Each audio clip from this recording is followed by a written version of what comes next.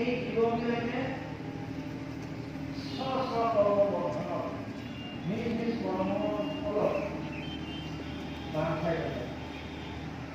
এই কৰ্মবন্ধটো এৰোৱা সহজ কথা নহয়, কিন্তু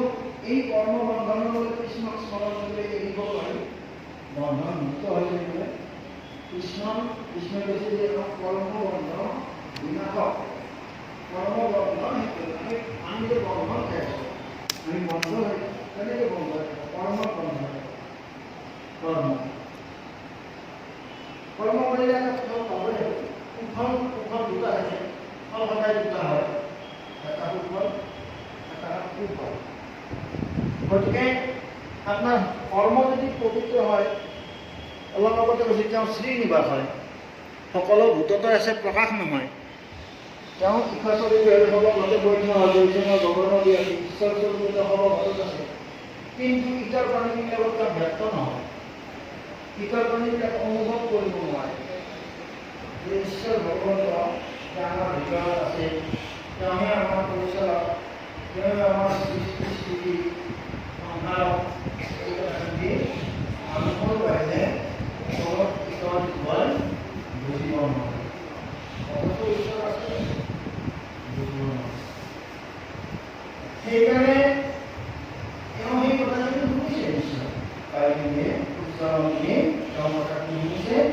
শুনি সেইটো স্বামী অনুসন্ধান কৰিছে। মই এইবোৰ স্বামী বিচাৰি পাব নহয়, মোৰ উচিত মই আশা কৰা স্বামীজনক পাবৰ হয়তো মনৰ মত স্বামী মনৰ মত, নিজৰ মনৰ মত স্বামী তেওঁ বিচাৰিছে।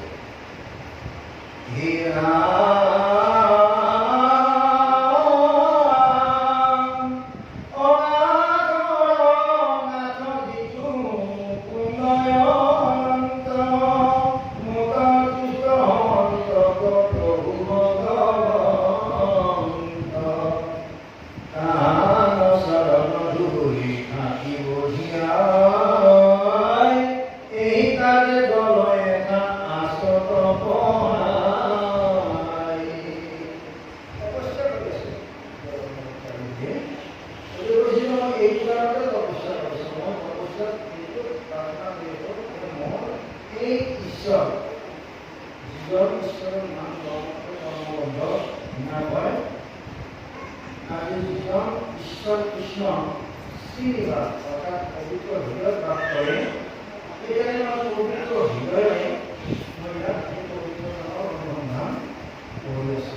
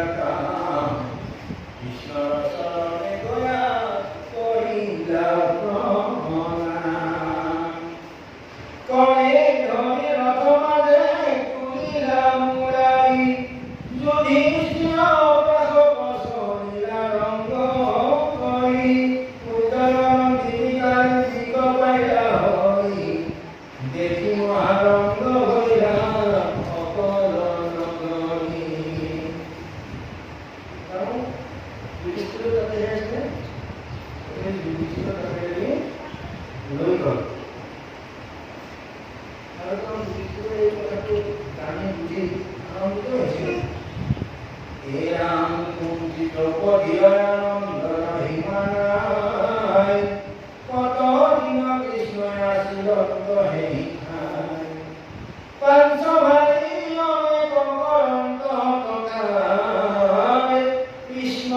মুখ দেখি আনন্দৰ নাহি অনন্তর বান্ধবত করিয়া মেলানি দ্বারকাত চলি গইলা এবজুমনি আত্মকিত মুখে বিরগণ গাড়ি বেরি মহাকে পাইলা দয়া দ্বারকা নগরী দ্বারকাত হইলা মহাপরম উৎসব এহু জনরঙ্গিনী কন্যা পাইলন্ত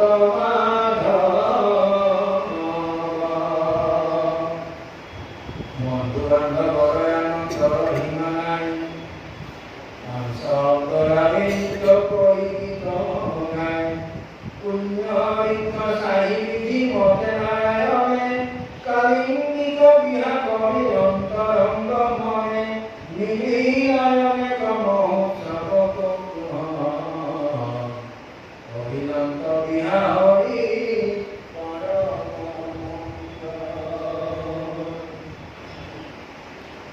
এই আছে যে কৃষ্ণ অষ্টম হইলে সেটাকে রাবণের রাজ্যে একটা বলে যে পাইছে জাম্বতী কেন্দ্রে বলে এটা কারণ হবে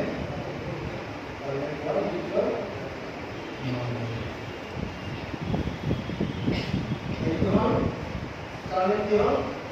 চতুর্থ হ্যাঁ আর তৃতীয় প্রশ্ন আছে চতুর্থ গতিকে প্রত্যেকের একটা কথা আছে আরাধনা আছে প্রত্যেকে আরাধনা করে ভগবান পাওয়ার ধারণা করে সেখানে চক্রকে অন্তর্গত নারায়ণ চক্রকে উদ্ধার করছে এতে পঞ্চম বিভাগ মিত্র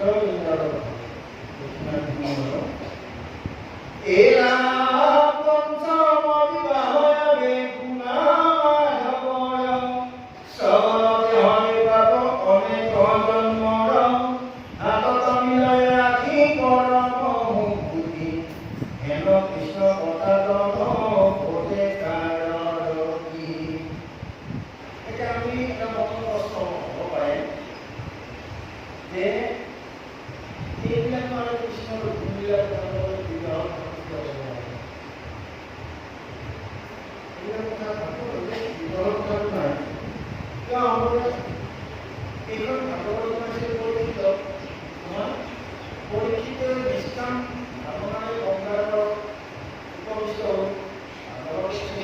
কষ্টসকলৰ মৃত্যু কি পৰীক্ষিত আৰু কৃষ্ণৰ বিধান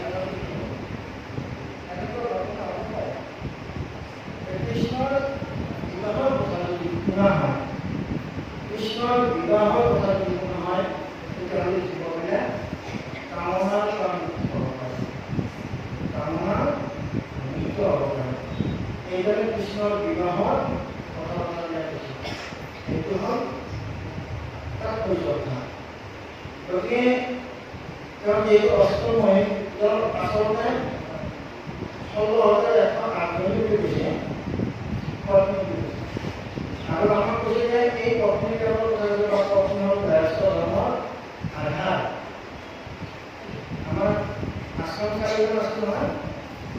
গৃহস্থ ব্ৰহ্মচাৰ্য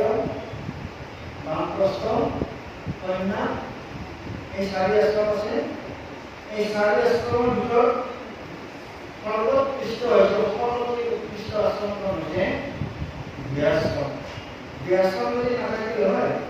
তেতিয়াহ'লে চাৰি আশ্ৰমটো কোনো নহ'ল হয় গৃহস্থ যদি নাথাকিলে হয় তেতিয়াহ'লে পশু পক্ষীৰ দৰে জীৱন হৈ গ'ল ধৰ্মৰ কথাটো আহিলে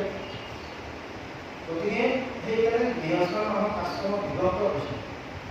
আমি চাৰি আশ্ৰমক বিভক্ত কৰিছে চাৰি জাতি বিভক্ত কৰিছে এই চাৰি আশ্ৰমক বিভক্ত কৰিছে চাৰি জাতি বিভক্ত কৰিছে চাৰি জাতিৰ বৰ্ণৰ কথা কৈছে এইবিলাক ভগৱতে প্ৰথম অনুচ্ছেদ কৰিছে কিয় কৈছে যে জগতখন সুশৃংখলভাৱে চলাই নিবৰ কাৰণে জগতখন পবিত্ৰ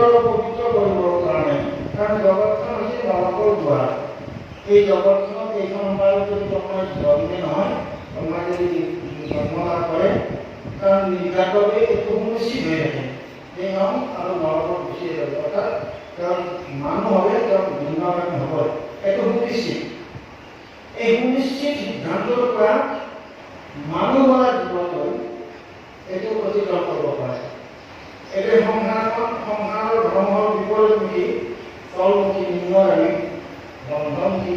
নিম্নগামী আৰু ভাগৱত ধৰ্ম হ'ল বিপৰীত ধৰ্ম অৰ্থাৎ আপোনাৰ সকলো বিপৰীত সকলো নদী এনেকৈ মানে তললৈ পৰে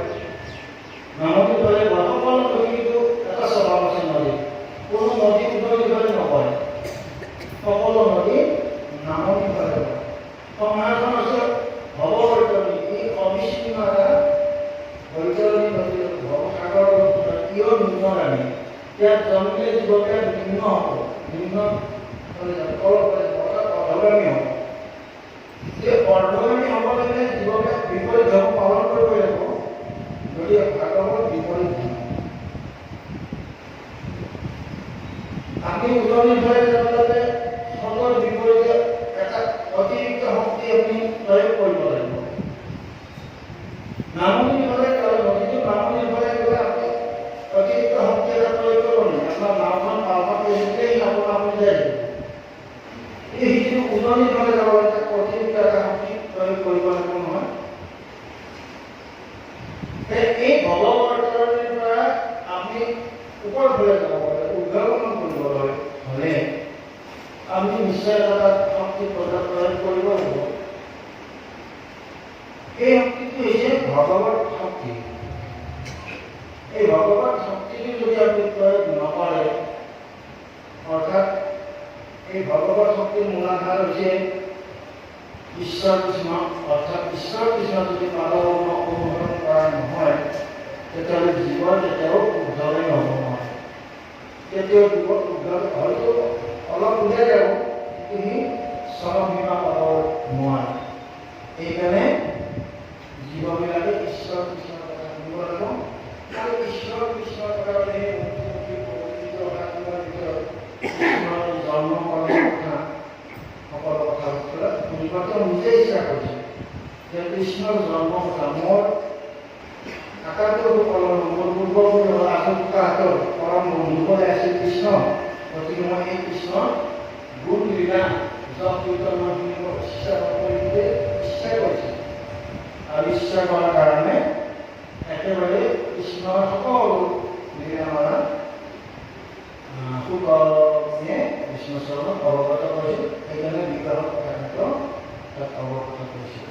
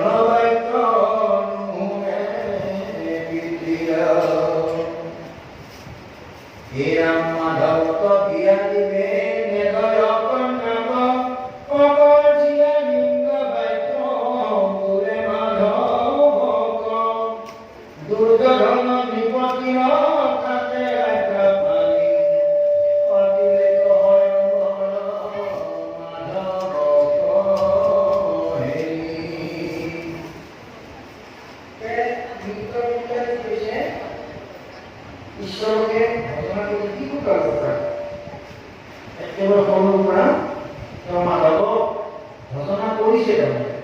ঘষিছে কিন্তু তাৰ দুটা দুষ্ট ভাই আছে তেওঁলোকে চিয়া বানাইছে তেওঁ আছে দুষ্টৰ অনুসৰণ কৰিছিল অৰ্থাৎ দুৰ্যোধনৰ অনুগামী আছিল তেওঁ দুৰ্যোধনক কৃষ্ণ ভালে নাপায় গতিকে তেওঁৰ ভাতৃজনৰ যিহেতু দুৰ্যোধনৰে অনুগামী তেওঁৰ অনুগামী হ'ব সেইকাৰণে তেওঁলোকে কোনো পধ্যেই যুদ্ধবিদ্যা ধুনীয়াকৈ কৃষ্ণ তাতে দিয়া নিদিব যেতিয়া জ্ঞান উপদেশে কি কৰিব জ্ঞান উপদেশে কি কৈছে আগত তেনেকুৱা আছিলে স্বয়ংবৰ আছে এতিয়াতে তেওঁলোকে স্বয়ংবৰৰ আয়োজন কৰিব স্বয়ংবৰৰ দুৰ্যোধন লৈ তাতে স্বয়ংবৰ মাধৱক আহি মাধৱক কৰি মাধৱক অনুমান কৰিব পৰা নাই মাধৱক অনুমান কৰিব পৰা নাই অনুমান যেহেতু কৰিব পৰা নাই তেওঁলোকৰ ধাৰণা আছে যে যুদ্ধবিজ্ঞান যদি স্বয়ংবৰ কৰা হয় তেতিয়াহ'লে মাধৱক মই তাত তেওঁ তাত শক্তি বন্ধ কৰি গতিকে তেওঁ সেই লৈ যাব বুলি স্বয়ংবৰ যুদ্ধলৈ লৈ যাব বুলি ভাবিলে স্বয়ংবৰৰ ব্যৱস্থা কৰিব এই আমি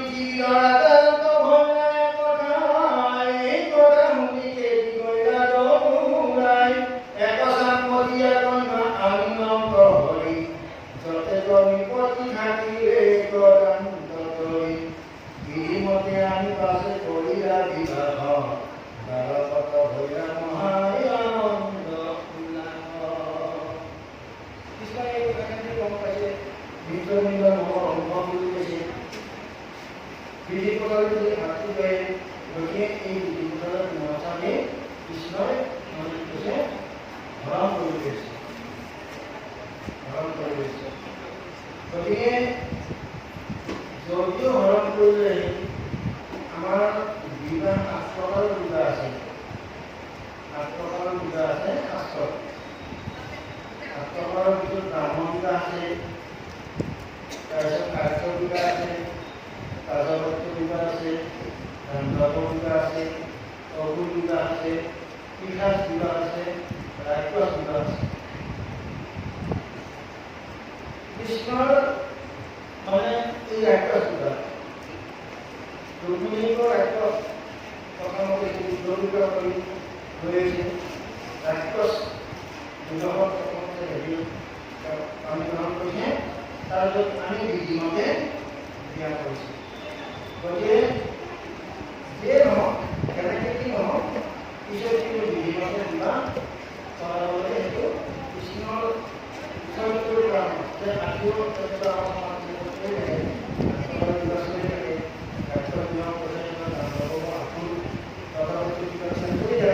কিন্তু শাস্ত্ৰসমূহ হৈছে আটাইতকৈ উৎকৃষ্ট বিভাগটো হ'ল ব্ৰাহ্ম বিভাগ ব্ৰাহ্ম বিভাগ কৈছে এই ব্ৰাহ্ম বিভাগত যদি আলংকৃত কৰি কন্যাক যদি আলংকৃত কৰি লক্ষ্মী স্বৰূপৰ কন্যাক জ্ঞান কৰি আৰু বিষ্ণু স্বৰূপ জ্ঞান কৰি যদি ঘৰত বিষ্ণু স্বৰূপ জ্ঞান কৰি অৰ্থাৎ লক্ষ্মী নাৰায়ণৰ বিবাহ ভগৱানৰ বিবাহ দিয়া হয় সেই বিবাহক ব্ৰাহ্ম বিবাহ বুলি কয় আৰু এই ব্ৰাহ্ম বিবাহত গুৱাহাটী সম্পৰ্কে অনিয়ন্ত্ৰণীয় সেইদৰে সকলো আহি এই প্ৰথমতে গতিকে চলা হৈ গৈছে গতিকে আজি আমাৰ শাস্ত্ৰই সিদ্ধান্ত দিছে যে যিকোনো বিবাহ নহওক কিন্তু তাৰ আমাৰ সমাজত প্ৰচলিত বিবাহত গতিকে এই হ'ল বিধিমতে তাৰপিছত বিধিমতে আমি আছে কৰিলে বিবাহ তাৰ কথা ভয় নহয় আনন্দ উৎসৱ বিধিমতে বিবাহ কৰিলে যি বিধিমতে কৰিব আছে সেই বিধিমতে কৰিব হে ৰামস্ত বিবাহ বহুবা কৃষ্ণৰ সন্ততি নকৰিত নামে ৰাজা অযোধ্যাৰ পতি বিষ্ণুৰ অৱতাৰ ৰাতিদা বিমানী সত্য নামে কন্যা হৰিলা তাহাৰ নন্দী ৰূপে মহালক্ষ্মী পাৰ্বতীৰ হৰি অগৰি অগ্নিক পুৰান্ত হিতু হন্তে বত কৰি মাধৱৰ ৰূপ গুণ শুনি মহান্তি তাংগ স্বামী পাইবা কচি নন্দ দিনে ৰাতি কৃষ্ণৰে গুণ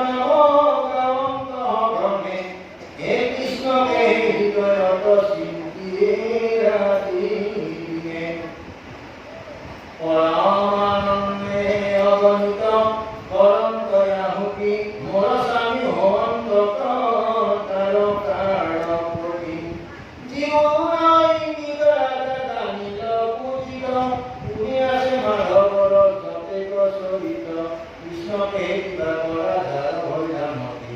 পৰম ঈশ্বৰ উৰিয়াই আছে ইন্দ্ৰপতি। এই আৰু কি কৰে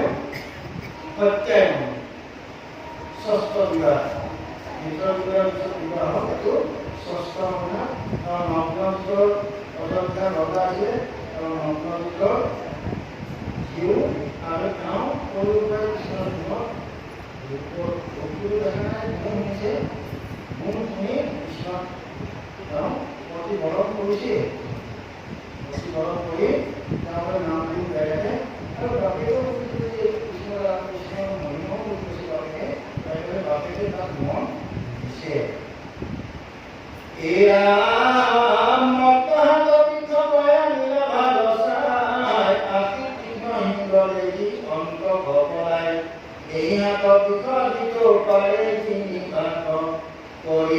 নিশ্চয় কন্যা বিহাৰী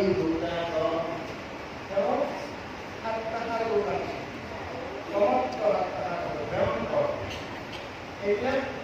আচলতে আমাৰ যিটো যদি ইয়াৰ ল'ৰাটো পৰীক্ষা কৰিবলৈ ল'ৰা পৰীক্ষা কৰি চাই ঘৰ লাগে আচলতে ঘৰ আছে গাড়ী আছে আকৌ তেনেকুৱা চব আছে আকৌ চাইছিল গুণ এই গুণ চাইছিল যদি মই যিটো কৰোঁ আক্ৰমণ কৰিব সেনেকৈ আক্ৰমণকাৰী তাৰমানে আমি ঘৰতে আক্ৰমণ কৰি ৰক্ষা কৰিব পাৰিব বহুত কথা আৰু সেইকাৰণে কি কৈছে এই ৰজাই 7টা দীৰ্ঘ মানে সাৰ গৰু 7টা আনি যুদ্ধ উন্নত কৰিছে যুদ্ধোন্নত কৰিছে 7টা গৰু যুদ্ধ কৰিব পাৰে এনেকৈ উন্নত কৰিছে উন্নত কৰি পাৰিছে আৰু এই 7টা সাৰ যদি জিকিব পাৰে তেতিয়াহ'লে তেওঁ মানে বিকাশ কৰিব হেন শুনি গৈয়া মন্ত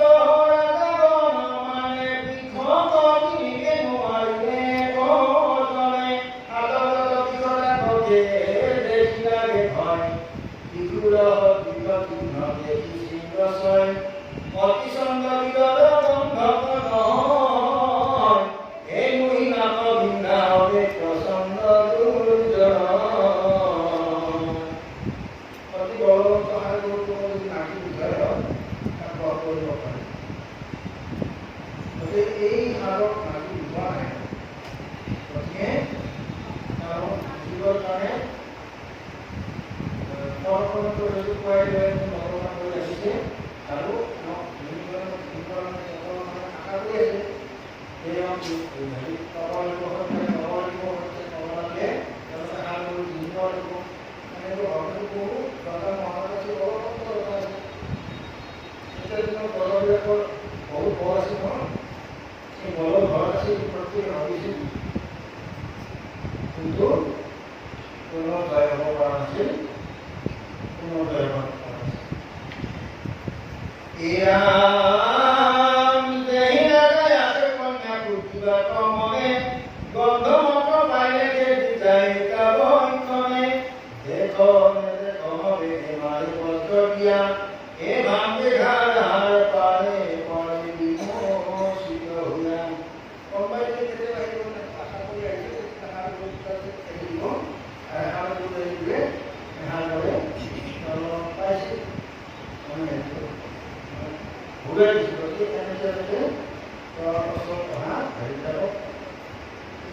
বিমোচিত কৰিছে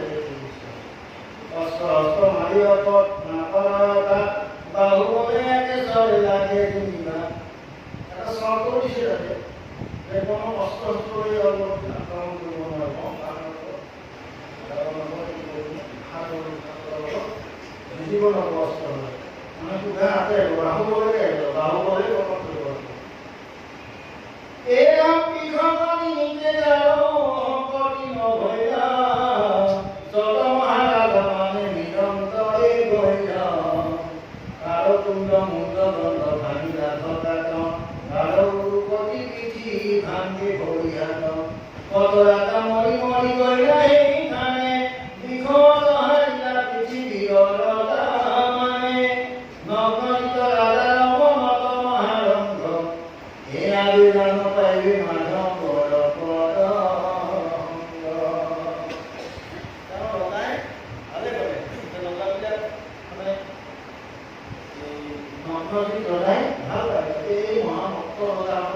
লাগিছে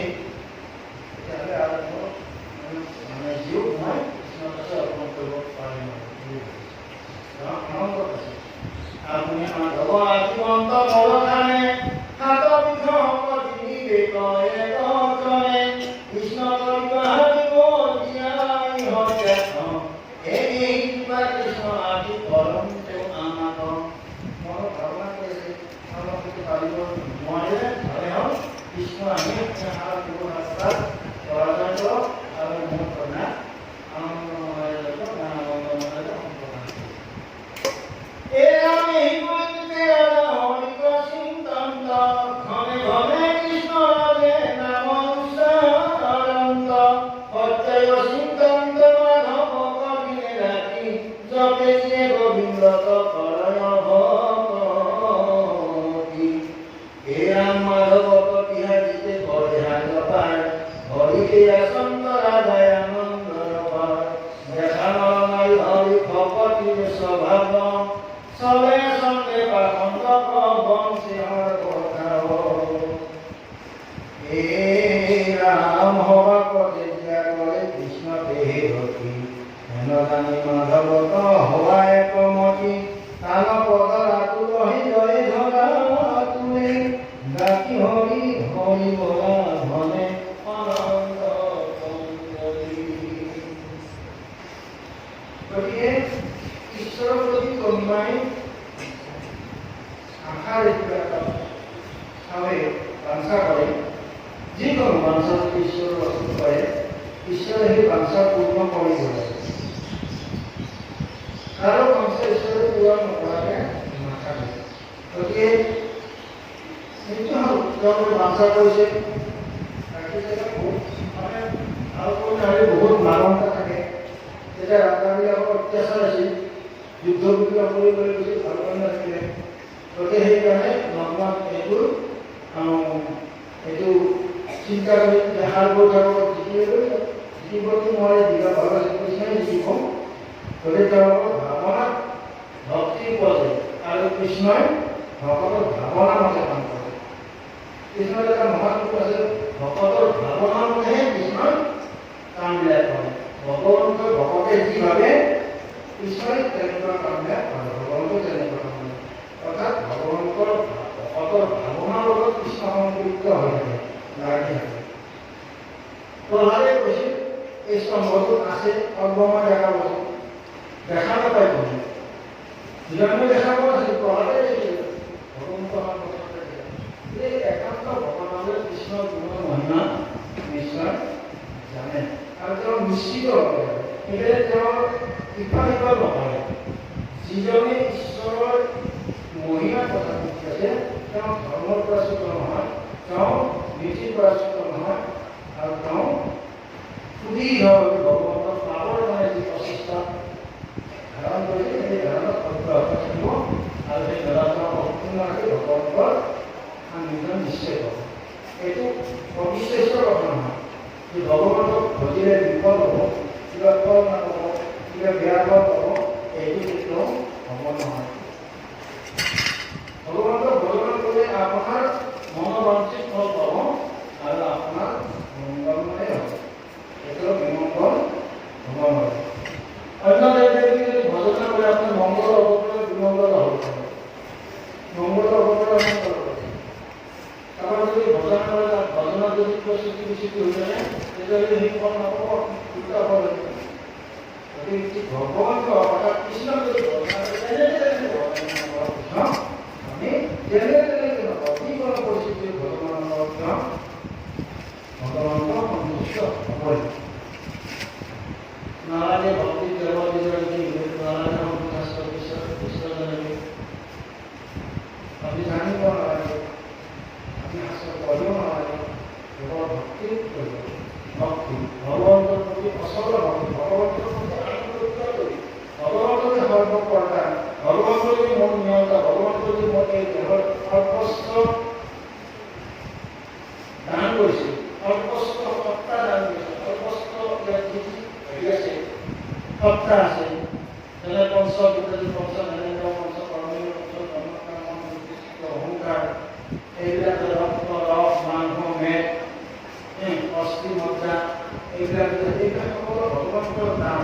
কিয় এইখিনি স্বীকাৰ কৰি যে তুমি ইমান গান কৈছা তোমাৰ গানৰ মই কেনেকৈ ঋণ বুজিম এইটো ভাৱনাপন্ন যদি আমি কাশ্য ভগৱানে যদি ভগৱন্তৰ চৰণ ভক্তি কৰে তেতিয়াহ'লে ভক্তি কেতিয়াও বিফল হ'ব নোৱাৰে কেতিয়াও ভক্তি বিফল হ'ব নোৱাৰে কাৰো ভক্তিয়ে বিফল হ'ব নোৱাৰে এই নাম অনন্তৰে কৃষ্ণ ভগত বৎসল শুনিয়া এই কথা এই হাত গত বিঘ কিনিবে পাৰিলে এল ভয় দিব কন্যা গয়া পুনি জানন্দ প্ৰভু ভগৱন্ত ভকতৰ যেন মতি একান্ত সম্পনিত অৰ্জুন হৈতে চলি গৈ ৰাজদূপতি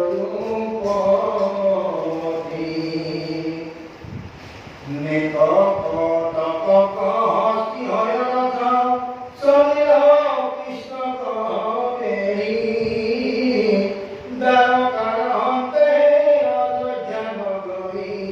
হৈলা গয়া দেৱ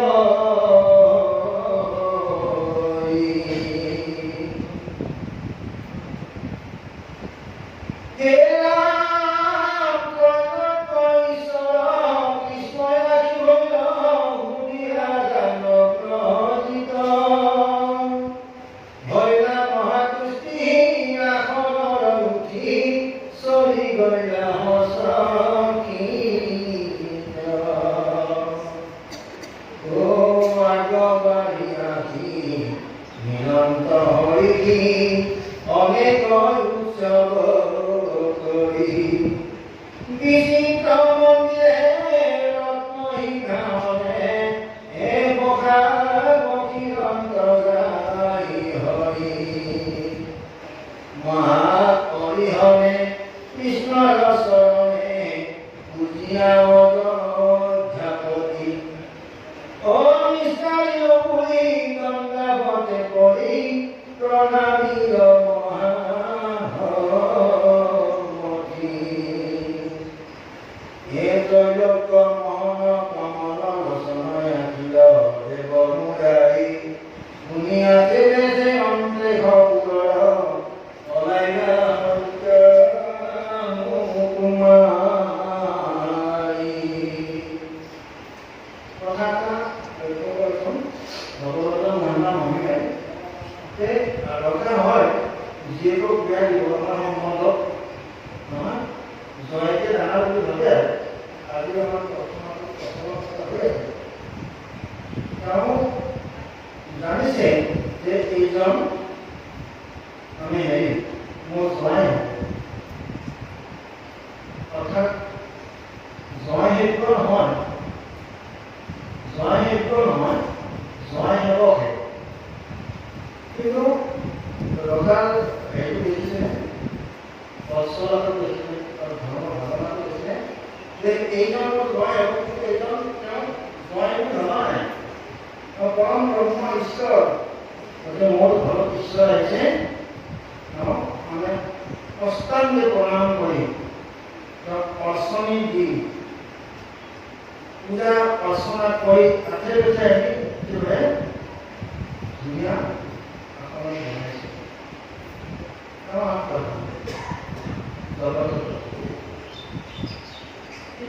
তাতে বাহাদুৰি তাতে জগতৰ প্ৰতি মোৰ জয় হ'ব জগতৰ প্ৰতি মোৰ মানে জীৱ প্ৰতি হ'ব গতিকে সেইটোৱে আৰু আমাৰ এই যিটো ব্ৰাহ্মণ গাঁৱত আছে ব্ৰাহ্মণসকলক এই কথাটো চলাই যাব যেতিয়া যেতিয়া দুৱাৰ মুখৰ পৰা আঁতৰি আনিব ভৰি আনিব লাগিব তেতিয়া সৰুলৈকে সম্পূৰ্ণ কথা এটা পিন্ধাব লাগিব মালানি মালা পিন্ধাব লাগিব আমি পিন্ধাব লাগিব আৰু হাত জোৰ কৰি ক'ব লাগিব যে বিষ্ণুস্বৰূপ ঘৰ আগত এইটো ভাগৱতৰ ধৰ্ম তাৰে মই প্ৰত্যেক বিয়ামত এই কথাটো ক'লে যে আমাৰ যেতিয়া বিবাহ আমি পৰিচালনা কৰিব তেতিয়া এই কথাটো অৰ্থাৎ ভাগৱত কি আৰু জোৱানটো খাওঁ কি জোৱানটো খাওঁ এনেকুৱা আমাৰ সামাজিক এটা কিন্তু সময়টো হ'ল বিষ্ণুস্বৰূপ আৰু মোৰ যিটো দিন বিষ্ণুস্বৰূপ মানে মোৰ ছোৱালীজনী মোৰ জীয়ৰীটো কি হ'ব লক্ষীস্বৰূপ হ'ব। এই সময়ত থাকিলে হ'ব নালাগে। এই সংসাৰৰ আধাৰখিনি হ'ব সংসাৰ আধাৰখিনি হ'ব সংসাৰৰ আধাৰ হ'ব এই সময়ত থাকিলে হ'ব নহয়। গতিকে এইটো ভাৱ এৰাম কৃষ্ণকৰ দেখিত চিত্তয় উল্লখিত এগৈলা সমজাৰ মাৰে কুণ্ড দুখদালে নয়ন বৰাই কৃষ্ণকৰ দেখি লালে। কিছুমান আছে বেৰা কাম কৰিবলৈ চালে দিনে চালে তৎক্ষণাৎ নতুনকৈ পঢ়াই হৈছে চাব মনত দুৰ্গা চাই নহয় আমাৰ ঘৰত যেতিয়া নতুন পঢ়াব লগৰবিলাকে লুকাইছিল এই তাকে কৰিছে কুণ্ড দুখদালে কাৰণে লুকাইছিল যারা জলমে চালে এই রাম হরঙ্গে মুন্দার শ্যাম গলে জলে রাত পিত প্রফুল্ল মদন মঙ্গল হরায় নুছে হাত নাক তিলকুল অধবলা তিল ভোগ দুর্গম সাপ বহন হৃদয় দেখি মনোময় যুবতী অমিলে তাপ গমে গণমালা পতিত মেখলা হৃদয়ে শ্রীবৎস কান্তি ললাট মধ্যত চন্দন তিলক উপরে অলকা কান্তি কণ্ঠত প্রস্তুত হিরত কীর্তি শ্রবণে জলে কুণ্ডল কেউরা কঙ্কনে জলে ভুজদণ্ড দেখিয়া কি কৃষ্ণ বিষ্ণু বর্ণনা আছে। কৃষ্ণ কথা আমাকে বাইরে রাজি না খালি নাম বললাম কৃষ্ণ বললাম হয় তাতে কৃষ্ণ যিটো উঠিছে তেনেকুৱা কাম গতিকে এই হ'ল কৃষ্ণ।